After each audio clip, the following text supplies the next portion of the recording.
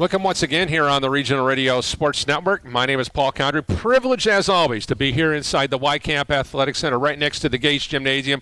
We welcome you to the Tony Natali Show for Season 2, Episode 1. Longtime friend, athletic director here at Bethel University in Mishawaka. Tony, it's an exciting time of the year.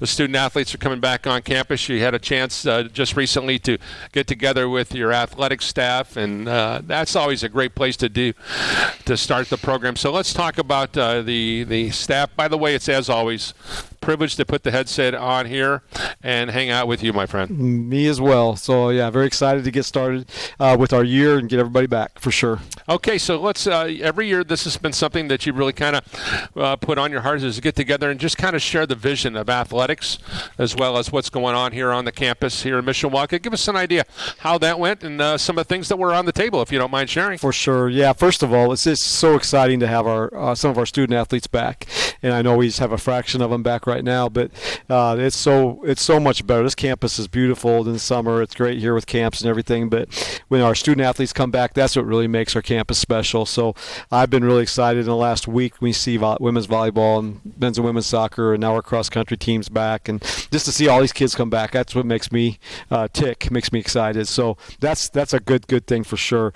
We had our staff meeting yesterday, and something we've done in my 6 years, we kind of kick it off on that Sunday, and I just cast vision, just try to talk about some things. But the main thing we talked about yesterday, it was a pretty long meeting, but it was very fruitful. I felt like we talked a lot about, we always have a mantra being Christ-centered and student-athlete focused, and we want to continue that. But we really talked about what that really looks like. We don't ever want to be a place where we just talk about being Christ-centered. We want to be Christ-centered. And we gave many examples of what that looks like. And I told our staff, usually we talk about the student-athletes a little bit in that meeting. We didn't talk about them at all. We talked solely about our staff and just what we need to do to get better. We do so many things well. Our numbers are good again this year. We've recruited really well. Our coach has done a great job in that area. The discount rate policy that they're held to, they do a great job in that area. So spiritual development, the big things we've done well. We're competitive. We're more competitive than we've been in a lot of sports. So those things have gone well. We just need to do better in some of the little things. And I really challenged them, we talks in 2 Colossians about just being excellent in everything we do and working for the Lord, not working for people. So we just spent a lot of time yesterday talking about what that actually looks like and how we can transfer that into the year. You know what is so unique, when I started here and working with this institution right around the turn of the century, we both came in relatively in a close proximity, and I feel still to this day I feel what a blessing it's been. Coach Mike Lightfoot, the Hall of Famer, hired both of us to be able to be here. Yep. And so we're so grateful for his leadership over those many years. But I look back on the staff, and there's always going to be staff changes because that's just kind of the nature. That's what it is in the real world. But I mean, you really don't have a lot of KG veterans when you look at your staff. You look at Coach Zartman. He's been around about the same time you and I have. Coach Pinto with men's soccer. Coach Hess, of course, who's a legend here on the Mishawaka campus. He's been here. I think that he's been here longer than I think the buildings have been here.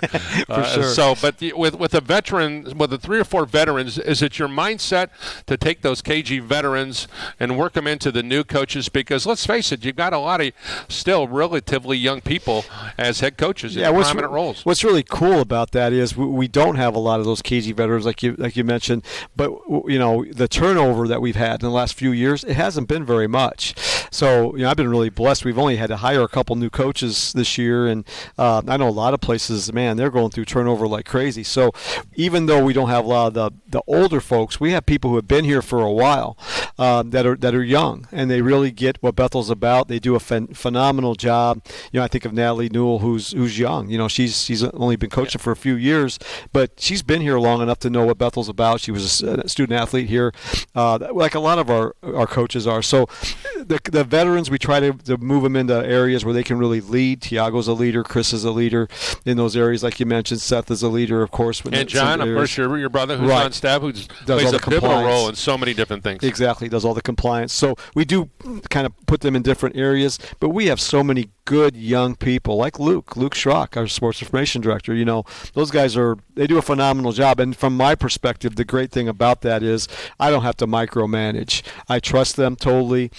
I give direction, I cast vision like I did yesterday, but it allows me to do what I need to do as well. Well, let's just pick on Chris Hess as an example. He's a guy who's coached so many different sports here. He's been successful. He's got more championship rings than I think just about anybody here on the campus. And you got a guy who's got a servant's heart. And so I know that in Chris's perspective, it's important to have someone like that, because I think if you look at the life that Jesus led, I mean, he talked about being a servant first, and that's the guy is a perfect example of being a servant leader. For sure. And we spoke about this at the staff meeting yesterday, that we need to be Jesus on this campus. We have so many athletes. We're going to have over 530 athletes this year on campus. We need to be the ones that are leading the way when it comes to setting the bar high and just really have high expectations of ourselves. And if we can't do that in our athletic department, it becomes hard to have any other place on campus. So we really need to be able to do that. Well, you've got some new coaches. As a matter of fact, we've got one of them is starting with volleyball, an alum, Erica Dregetz. Erica, when she was here, is one of the most prominent women's basketball or volleyball players in the history of this institution. You look back at the record book, and Erica's name is in there predominantly. But so she finds herself in a very, very important role as the new women's volleyball coach, and she's also brought in, I think, one of the greatest volleyball coaches, matter of fact, who's in the Hall of Fame, and Lisa Pollock from nearby Penn, where she won a state championship. So that's going to be a great 1-2 punch with volleyball. Yeah, Erica's already done a great job. She's hit the ground running.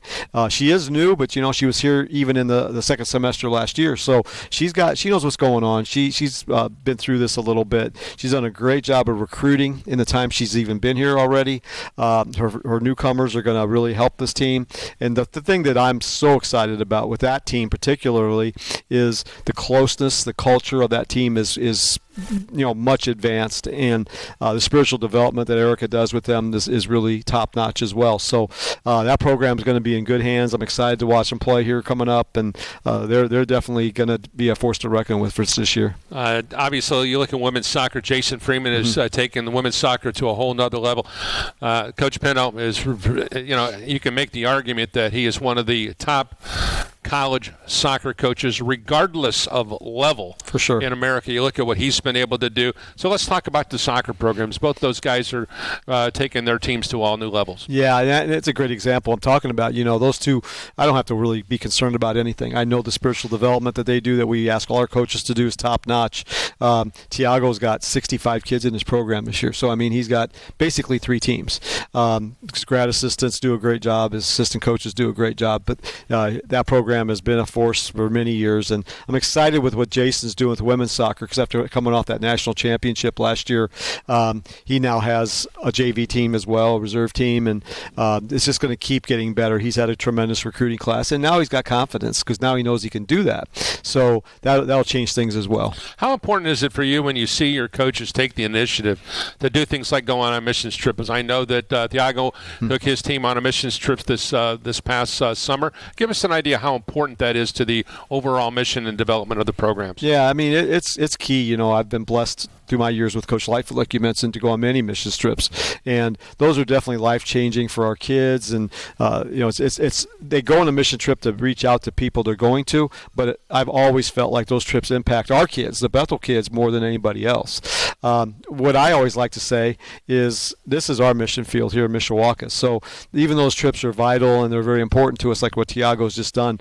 Everything that's going to happen here, starting immediately with all these people coming in onto campus, this is our mission field. These kids that God's entrusted us to, and all these sports that we're talking about, those are the kids that our coaches, myself, we need to do a tremendous job of showing Jesus to, and just really explaining to them what we're all about. Cross country, Ryan Summers has been here for a bunch of years, and then of course Jamal Henry, who had a great athletic career. So let's talk about cross country and tennis. Yeah, cross country keeps getting better. Coach Summers has been here for a while, has done a great job, and pleasure to have him as one of my assistants when I coach track, and he's done a great job. So his teams are going to be better this year, and he's got good numbers, which is exciting.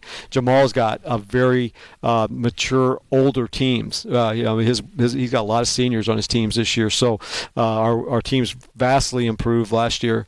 Our women's team was very, very close to getting an NAI national bid. So we have an opportunity to do some special things in tennis as well. And our golf teams have had great success in the past. Chris Hess, you mentioned, with our women's golf team, has some new faces, but the team's going to be a force to be reckoned with as well.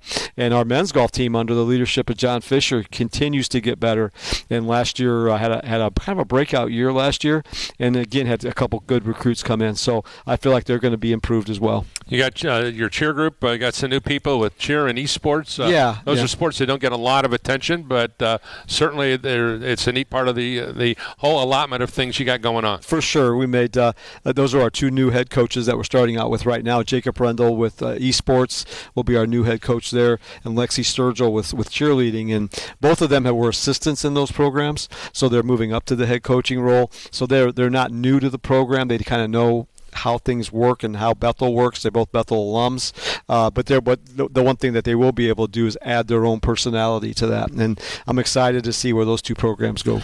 I know you're not the head coach and you're not dealing with athletes on a day-to-day basis, and I know you're not really part of the recruiting process as you were where you were a track coach or you were a basketball coach, but we're coming to, this year will be the final year of what we call the COVID scenario, where we had kids getting extra years because of those situations. So if there's a thing as quote-unquote getting back to normal, that will kind of play itself out here after this particular year. So, but let's talk about in the ways that you've kind of grown through things.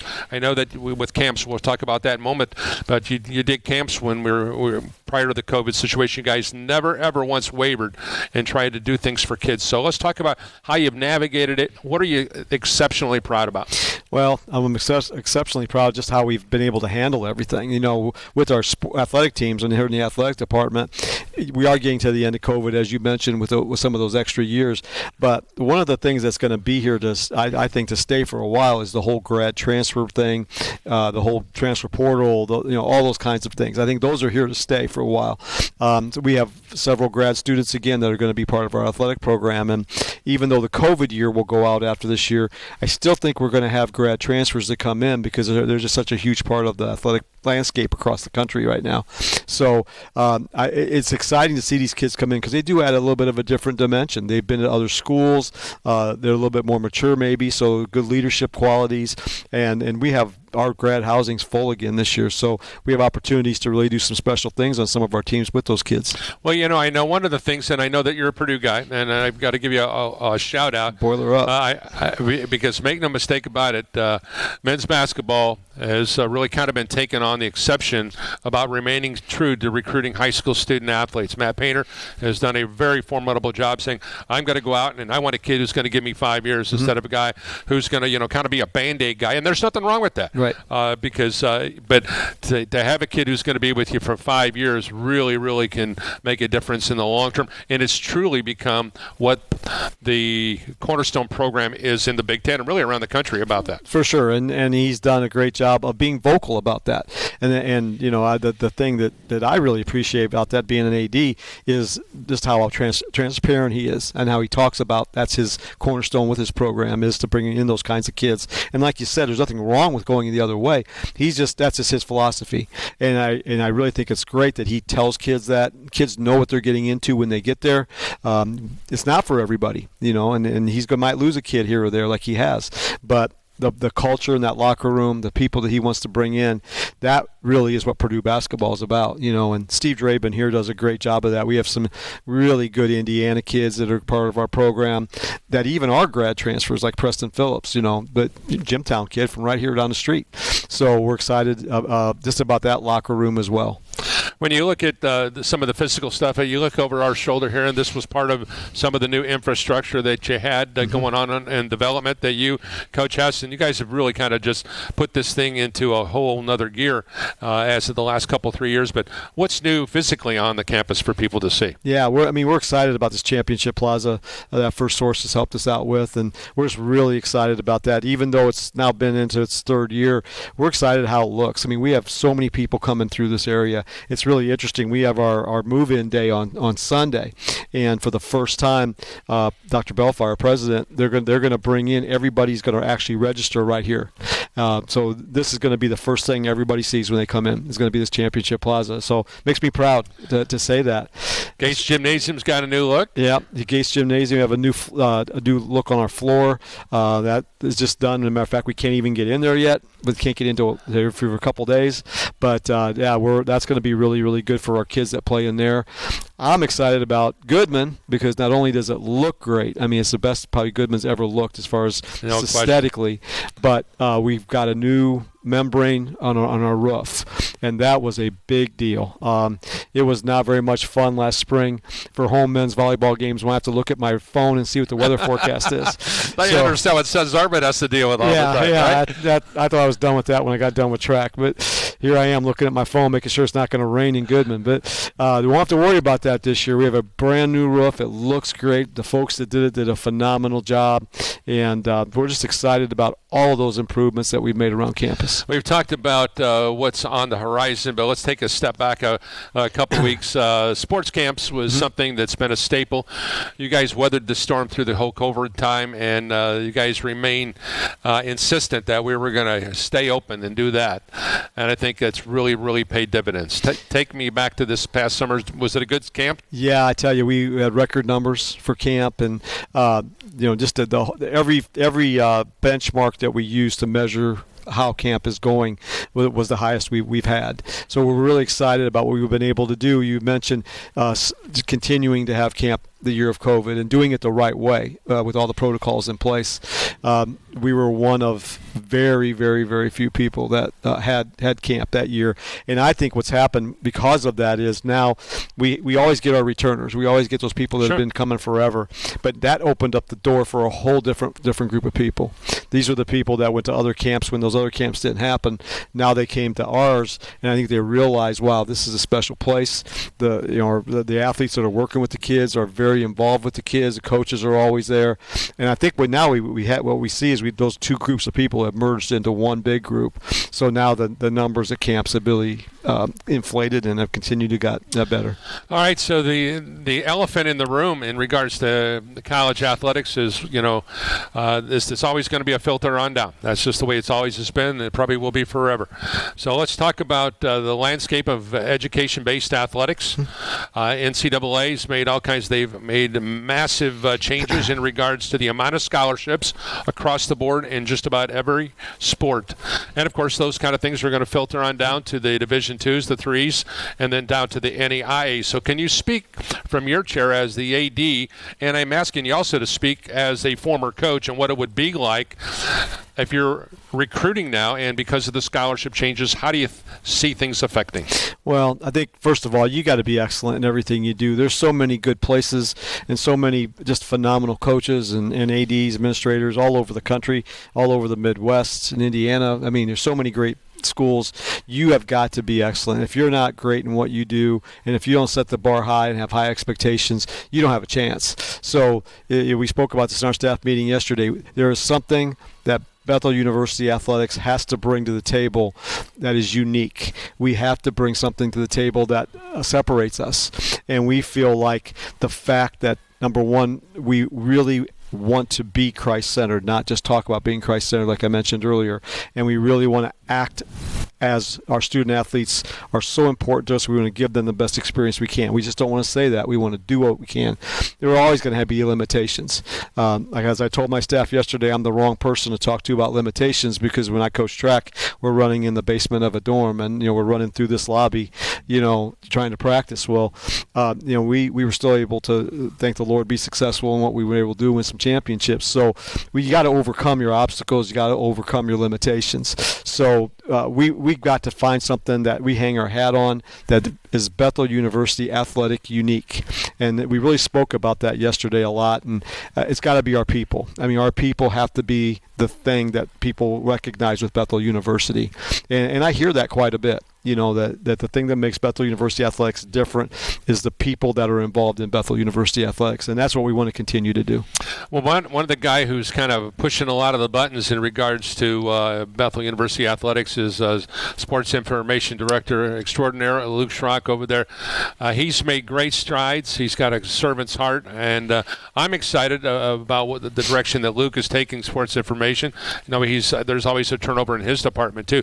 That's just part of the nature of the beast. But can you speak to his maturation in regards to how he's settling into the job? Because it's really one of the funny stories on how this kind of transpired. Because Luke interned for me when he was in high school out at Concord High School, went off and did his college work up at Cornerstone, and then all of a sudden he's doing excellent work over at ABC 57. Next thing you know, you and I are having a conversation about this, that, or the other. I says, hey, I've got one of my guys who can do this. The next thing you know, we're having a conversation on the phone with Luke, and the next thing you know, he's here. So let's talk about that's a great story. Oh, I tell you.